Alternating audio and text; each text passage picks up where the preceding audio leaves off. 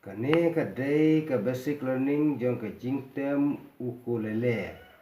Haka video balade pelapen i ya ka skill si major bat ki chord jong ka. Mentapat on pen i ya ka basic learning jong ka skill di major ringkat bat ki chord ni ki chord progression jong ka. Isua bania cia gane ka skill di major ni depan adjust ya kini ki string ini string benih kong udah u une u baar udah u i une balai udah u c bat une bosau udah u g c e so do mi la. Kene ke skill di major haka Jingtem Ukulele ka yai D, E, F sharp, G, A, B, C sharp, bat D. Te banyo ya kene ke skill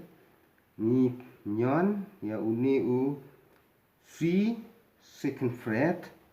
D nang ta uju u C fourth fret E nang ta second fret jo ne u E F sharp third fret jo ne u E G fifth fret jo u E A second fret jo ne u A B fourth fret jo ne u A C sharp fifth fret jo ne u A D. Kemudian kita sonorin baik naka skill C major do re mi fa sol la ti do. Ini ketika skill D major ki chord jong ka skill D major part ki kentup D major, B minor, G major, bat A major. Te ubani kong u D major nyon da une u ring finger second fret ya une u E atau middle second fret ya une u C bat u index second fret ya une u G une udah u D major nah tapat u B minor da une u index nyon ya gini A E C itu nah tabat da une u ring fifth fret ya u G une udah u B minor nang ta sa u G major da une u middle nyon second fret ya u A nang ta une u index second fret ya u C bat une u ring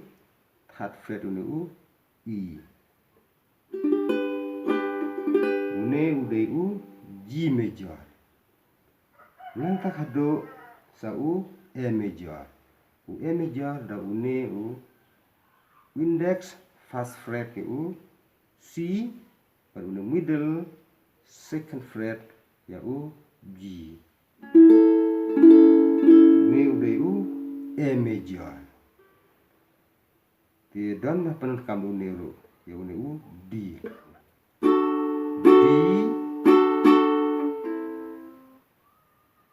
B minor G major A major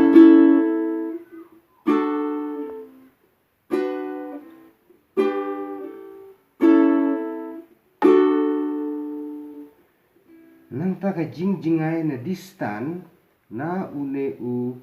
ki D major kalong perfect fourth sya une u G major pat kalong perfect fifth na une u D major sya u A major bat na une u D major sya u B minor kalong minor third. Tiga ni kedai ke jingyat jong ki chord percussion haka skill D major. Kublai sibun ni se sempat haka way pat ka video.